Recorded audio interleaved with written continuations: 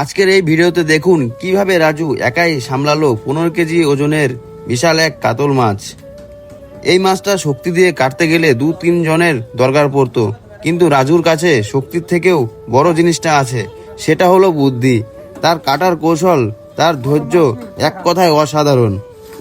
সে body দিয়ে মাছটা কাটছে, কিন্তু ভাবলে অবাক লাগবে, কোথাও কোনো জোর নেই, এমনভাবে কাটছে মাছটা নিজের ইচ্ছেতেই ভাগ হয়ে যাচ্ছে।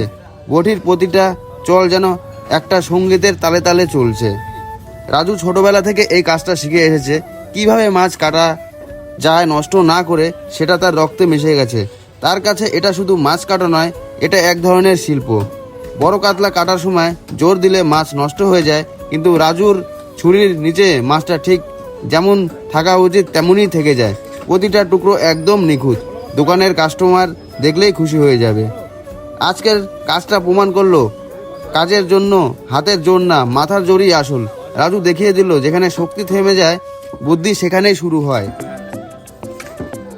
ভিডিওটা ভালো লাগলে একটা লাইক দিন আর কমেন্টে লিখে জানান রাজুর এই কাটিংটিকে আপনি 10-এ কত দিবেন।